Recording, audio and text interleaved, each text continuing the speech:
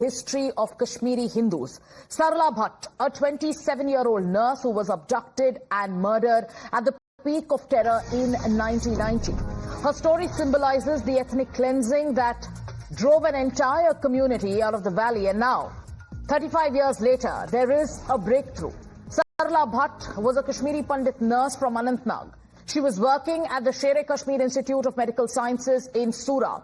On April 18, 1990, she was abducted from Haba Khatun Hostel inside the KIMS campus, and the next morning, her bullet-riddled body was found dumped on a street in Malabagh, which is in the Umar colony. Now, her killing was part of a larger campaign of targeted terror against Kashmiri Hindus. This was a campaign that forced lakhs and lakhs of Kashmiri Pandits to flee their homes.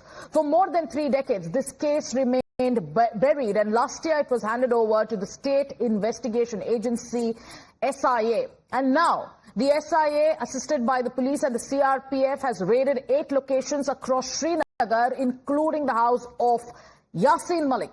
Senior officers, as per sources, say that they have recovered incriminating evidence. This is material that could help reveal the entire terror conspiracy. These searches are part of the SIA's unwavering commitment to track down the actual perpetrators and prosecute them under the law. Now, viewers, this case is not just about one victim.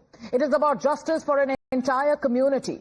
For years, the courts and the government's doors remained closed. They were seeking justice for genocide-era crimes, and today's action is sending a clear message that the era of impunity might finally be ending. My colleague Bhavtosh is with us. Bhavtosh, for 35 years, Sarla Bhat's name stood for justice that was denied, and today there is hope. This is a story that may finally end in justice delivered, and this gives a hope to the entire Kashmiri Pandit community, isn't it? Yes, Sagrika, in fact, one can say that the wheels of justice has started moving. Sarla Bhat was abducted from the campus of Medical Institute way back in 1990, but it was an attempt by the JKLF, now a proscribed organization, to drive Kashmiri Pandit to instill fear in them. And they also wanted to implement the Sharia law, making sure that no women, particularly the Kashmiri Pandit women, work, and that's the reason why she was abducted in April. And as you rightly said, that her bullet-ridden body was found later in August. Now, this case, one can say that was completely buried. This case was handled by the local police for nearly 34 years. And then when the wheels of justice started moving, this case was handed over to the SIA. Now, early this morning, raids and searches are being carried out at 8 locations, including for the first time at the residence of Yasin Malik. There was another development that happened yesterday in the Delhi High Court, where notice was issued to Yasin Malik, asking him to reply to the earlier petition that was moved by the NIA, asking that he should be given death sentence in the terror financing case. Bhavtosh, I wanted to stay with us because we also have Amit Raya, a Kashmiri Hindu activist who's joining us on the phone line this morning. Good morning, Mr. Raya. A glimmer of hope now that the SIA is carrying out raids in connection with the Sarla Bhat case 35 years later. Do you think this will also give impetus to your campaign for justice, where you've been raising your voice when it comes to the genocide of Kashmiri Hindus? Good morning. I seriously hope something comes out of the investigations that are being carried out by the police. Otherwise, for last 36 years, we have been sitting on a zero conviction in almost all terror cases that have happened in Kashmir, especially on the genocide of Kashmiri Hindus. There was already one more case which was reopened, which was the assassination of Justice Neelkanth Ganju. We haven't seen much progress also on that. Also, we need to remember that the people involved in rape and killing of Sarla Bhat continue to exist even today. They may be in jail, but on the charges which are not related to this case. And they are largely in the jail for cases on the charges relating to terror finance, Hawala funding and all that. So it is important that we prosecute them, we punish them, and set at least the lost state of Kashmiri Hindu community in the justice system, that there may be delay, but there will be justice that will be delivered. Mr. Raya, if there's a message that you want to send out to the, to those who feel they can still get away, because they feel like for 35 years, if these are cases that were buried. If, year after year, hearing after hearing, if the Kashmiri Pandit community only faced disappointment. What about those perpetrators, and what is your wish and message for those and also the system today? See, the system has failed the Kashmiri Pandit community. There is no doubt about. Judiciary as well as the executive has failed visibly in delivering justice. But what has rekindled the hope is that reopening of the cases by the LG administration almost 2 years back, and seriously investigating on the charges of heinous crimes that have been committed against a particular community. It's only the faith that has led us to continue strive for the justice. We do not seek revenge. We seek justice, but the way the wheel of justice has been moving slowly, I sincerely hope that there are not people who are out to take a revenge. Because I think for a sensible community, it is still better to wait and hope for a justice, and it is for the system to go out and deliver that justice. Thank you so much, Mr. Raya, for joining us on this broadcast this morning. My colleague Bhavtosh continues to stay with us.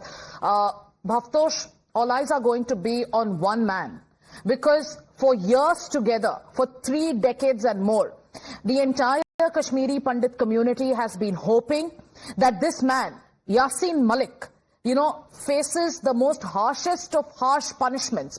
We've seen how over the years, Yasin Malik was even given a red carpet welcome in the previous regime.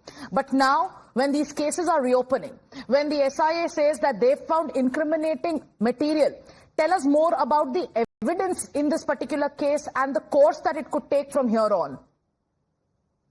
Well, as far as the case is concerned, it is 35 years old, but right from the beginning, it was known that it was Yasin Malik and others who, in fact, conspired to make sure there is an environment in which Kashmiri Pandits leave the valley. In fact, hordes of Kashmiri Pandits were virtually on gunpoint, were asked to leave the valley. In fact, they demanded justice, but it was denied to them for years. And Sarla was one of them who was brutally murdered. And there are several Kashmiri Pandits who were killed in public glare. And they all wanted the cases to be heard, at least belatedly they wanted the cases to be heard, but that did not happen. Now these cases are being, in fact, tried in different courts. Now Yasin Malik is also being investigated, and trial is being heard in the case of Indian Air Force personnel who were, in fact, killed in Srinagar. So there are several cases in which he is being investigated. One hopes that the trial is soon completed. Absolutely. Pranesh is also joining us on this broadcast. Pranesh, while today there is a glimmer of hope for the Kashmiri Pandit community, we cannot forget history.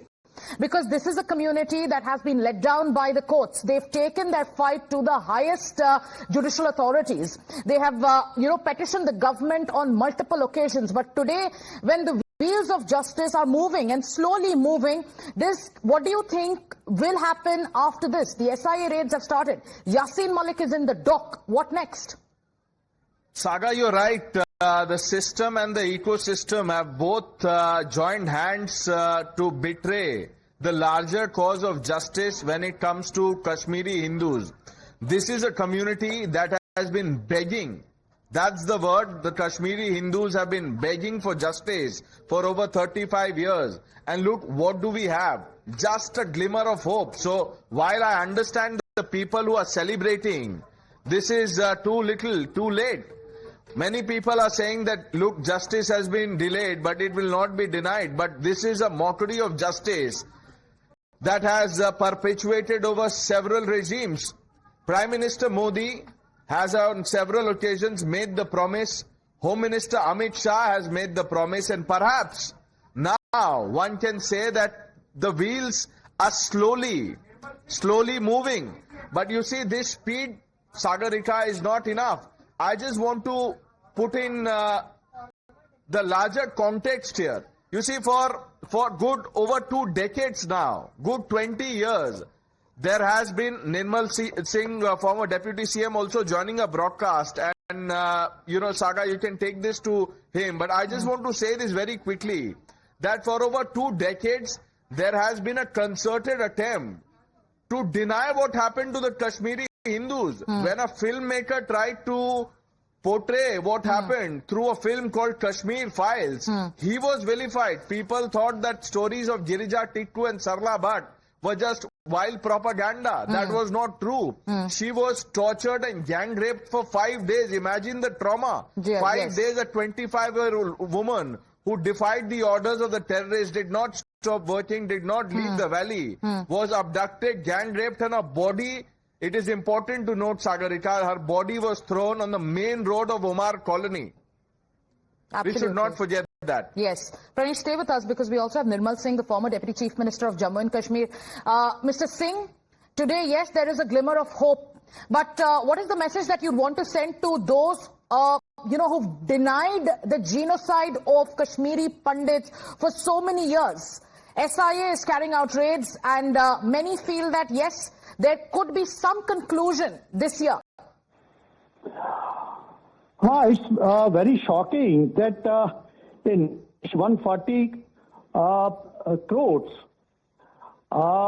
they have taken so much time to bring this justice to the victims of Jammu and Kashmir, especially the Kashmiri Pandits. This is tragedy of Kashmir. This is tragedy of the minority, especially the Kashmiri Pandits and others. And we are hopeful, we are very confident that Prime Minister Narendra Modi, he has pledged to fight out this terrorism, whether it's terrorist or Pakistan, the mother of terrorism.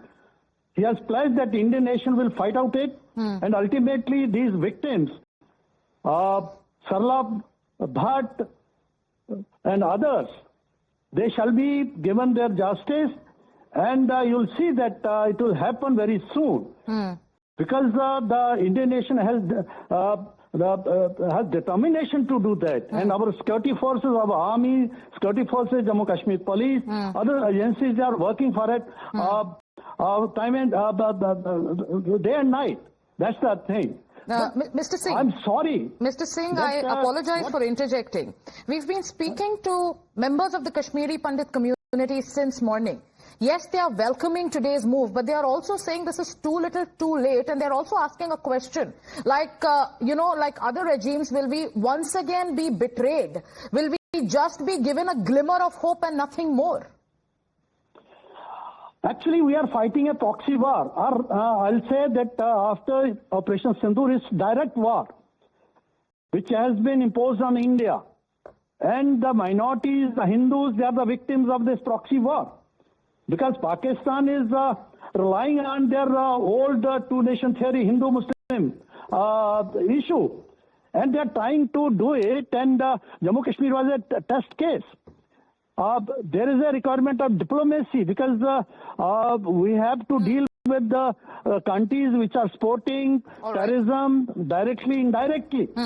Then we have to we have to fight out those forces which are supporting these people. Absolutely, we agree with you. We agree with you, Mr. Nirmal Singh, and we hope that Yasin Malik, who was once given a red carpet, meets the fate that he deserves. Today, the Kashmiri Pandit community is welcoming this the reopening of the Sarla Bhat case. There are raids ongoing and Yasin Malik's house has also been raided. But is this too little?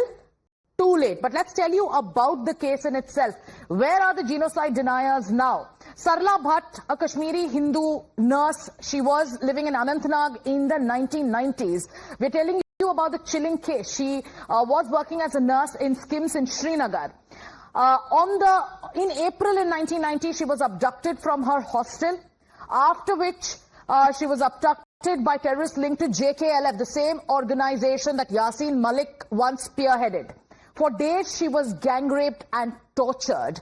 That is the case. And remember, 35 years later, there is a semblance, some semblance of justice. After days of torture, she was eventually killed. Her mutilated body, which was riddled with bullet wounds, was found dumped on a roadside. The postmortem in her case confirmed that she was tortured brutally and she suffered before she was murdered by JKLF terrorists. And now there are raids. This case was handed over last year to the SIA. They have found some evidence in this case, and they've gone ahead and they've raided the residence of Yasin Malik, who's facing trial in another case that is linked to the killing of airmen. Lalit Ambardar is also with us. Mr. Ambardar, good morning. 35 years later, the wheels of justice are moving. Yes, they are moving slowly. Does this give you any hope that the entire Kashmiri Pandit community, which has been fighting for justice for more than 3 decades, will finally get what they want? You rightly pointed out, the wheel of justice is rotating very slowly. So I call it too late and too little. You cannot pick up cases. You know, Sarla Bhat wasn't only raped and murdered with bullet wounds.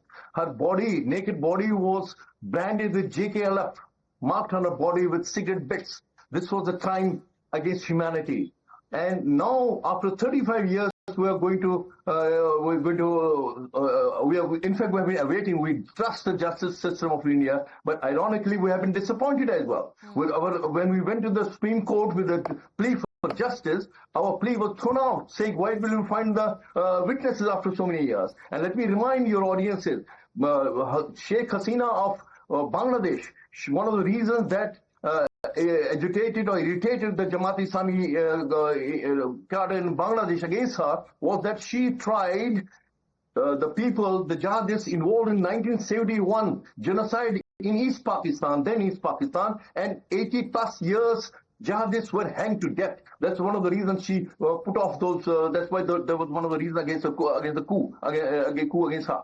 Similarly, in India, we don't have a law for justice. We want government of India to first acknowledge what Kashmiri Hindus suffered was genocide and set up a tribunal as per the international norms of genocide, because India is a signatory to Genocide Convention, International Convention, and then investigate all those, including the Farooq government then in place in Kashmir, who abandoned Kashmiri Hindus on 19th of January and himself fled, leaving us to the mercy of AK-47 wielding jihadis. And also Mufti Muhammad Sayyid, the then Home Minister, India's first Muslim Home Minister, who released dreaded terrorists to get his daughter released from them, but did nothing when it came to Kashmiri Hindus genocide, which was happening right at the time in Kashmir. They were being hounded out of Kashmir at that time. So if we want government of India to acknowledge genocide, number two, the government of India we don't have a law on genocide. We want them to accept Kashmiri Hindus bill we have prepared, presented to the parliament, that Panul Kashmir Genocide and Prevention of Atrocities Act, and also do not pick and choose the cases. The cases are Khopra Girjatiku. She was raped and cut into two on a saw machine. What happened to Justice Ganju's case? Yes. What happened to Satish Tiku's case? And Mr. Ambardar, what you're talking about has been a long-standing demand of the Kashmiri Pandit community. But today, if there is, what is your message to those who even now are deniers of the genocide, who even now shed tears for the likes of Yasin Malik? What is your message to them today? See, let me remind your audiences, as per the philosophy, the studies on genocide globally, the denial of genocide is also genocide. It's in fact a double genocide. You commit a genocide and then deny it. And ironically, even our establishment has not yet acknowledged its genocide. And about those, most of them, they're all apologists. Let me tell you, if you today, ironically, Yasin Malik is being tried not for genocide of Kashmiri Hindus, he's being tried for terror funding. The day you pronounce death sentence on him, you see all these mainstream Kashmiri Islamist parties come in support of him, like they came for those Menon, for whom the Supreme Court operated itself in the middle of the night when he was hanged, when he was awarded a death sentence. Similarly, Kashmiri, especially the mainstream, I call them mainstream Islamists, like this National Conference, PDP and Congress of Kashmir, those who abandoned their Jammu Kashmir Assembly elections because far away in Lebanon, Beirut, Hassan Nasrallah, Hezbollah commander, who was anti-India, supported Pakistan on Kashmir, they abandoned their election campaign with a tribute to him. And on a channel, I asked these mainstream parties, why are you doing it? He was a terrorist, anti-India terrorist. They said, our religious sentiments are hurt. So I do not expect them to support, because Hindus in Kashmir, Hindu lives in India don't matter. I have no hesitation in saying that Hindu lives must matter in India. And I think government is doing something, but they have to take it to a logical conclusion. Picking out cases one here and there will not help. And for those deniers will remain deniers, because they are Kashmir Jihad apologists themselves. Absolutely. Thank you, Mr. Ambarda, for joining us. And we hope that the petition that you've, the way you're petitioning the government and the demands that the entire Kashmiri Pandit community has been raising for years and years, all of you get justice and all of you see the rightful conclusion to the cases that you are talking about. Thank you so much for joining us on this broadcast.